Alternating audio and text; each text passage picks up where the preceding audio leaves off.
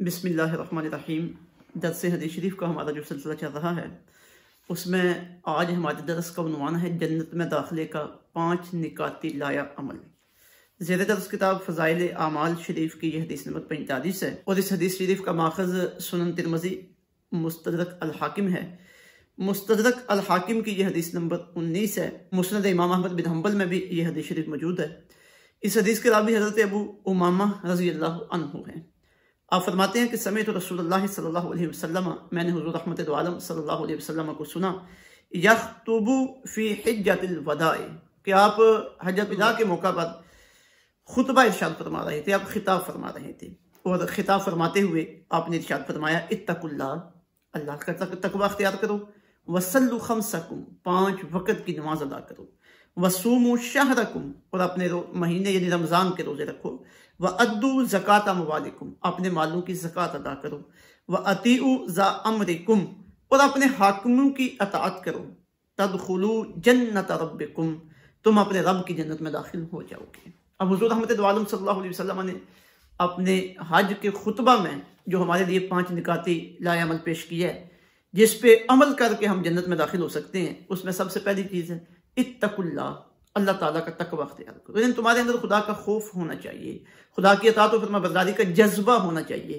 تقوی کا مفہوم یہ ہے کہ جہاں جو کام کرنے کا اللہ نے تمہیں حکم دیا وہ کام بجا لاؤ، اور جس کام کرنے سے اللہ نے تمہیں روکا ہے اس کام سے رک جاؤ، یہی تقوی ہے۔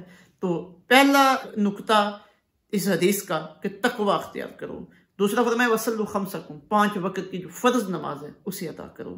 تیسرا فرمایا وصوموا شہرکم، رمضان کے مہینے کے روزے رکھو، وَأَدُّوا زَكَاةَ أَمْوَالِكُمْ، چوتھا نقطہ ہے فرمایا اپنے مالوں کی زکوٰۃ دو، جو صاحب استطاعت ہیں، صاحب نصاب ہیں، وہ سال کے بعد اپنے مالوں کی زکوٰۃ کا حساب کر کے اس کی ادائیگی کریں۔ اور 5واں ارشاد فرمایا وَأَطِيعُوا ذَا أَمْرِكُمْ، اپنے حاکموں کی اطاعت کرو، یعنی جو تمہارے اوپر اولو الامر ہیں، جو تمہارے حاکم ہیں، ان کی بات مانو۔ فرمایا تَدْخُلُوا جَنَّةَ رَبِّكُمْ، تم اپنے رب کی جنت میں داخل ہو جاؤ گے۔ اب یہاں وَأَطِيعُوا ذَا أَمْرِكُمْ کی تھوڑی سی وضاحت مطلوب ہے۔ اب اس سے مراد 2 جماعتیں ہیں، ایک تو وہ جو حاکم، جو ہمارے ذمہ داران، جو ہمارے سیاسی معاملات کو نپٹانے والے ہیں، ملکوں کا، علاقوں کا نظام چلانے والے ہیں۔ اب ان کا ساتھ دینا، ان کی بات ماننا۔ ان کی بات ماننے کے سلسلے میں ایک شرط ہے، وہ یہ ہے کہ وہ شریعت کی مخالفت کرنے والے نہ ہوں، اور ان کی بات ہم نے صرف اس معاملے میں ماننی ہے، وہ معاملہ جو شریعت میں جائز ہے۔ اگر وہ کسی ناجائز کام کا ہمیں حکم دیں اور ہم سے تقاضا کریں تو یہاں پہ ہم نے ان کی بات نہیں ماننی، کیونکہ حرام کاموں میں، ناجائز کاموں میں اللہ کی مخلوق میں سے کسی کی اتباع جائز نہیں ہے۔ اور دوسرا، ان حاکموں سے مراد ہمارے علماء ہیں، جو قرآن کے، سنت کے ماہر ہیں، اور ہر بندہ خود قرآن و سنت سے مسائل تو اخذ نہیں کر سکتا۔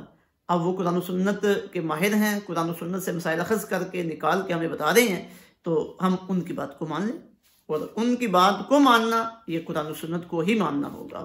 تو یہ 5ویں بات آقا علیہ السلام نے ارشاد فرمائی ہے۔ یہ انتہائی آسان اور سادہ لایا عمل ہے، اگر ہم اس پہ کاربند ہو جائیں تو آقا علیہ السلام نے ضمانت دی ہے تدخلوا جنت ربکم، تم رب کی جنت میں داخل ہو جاؤ گے۔ اللہ رب العزت سمجھ کے اور عمل کی توفیق عطا فرمائے۔ وما علینا الا البلاغ۔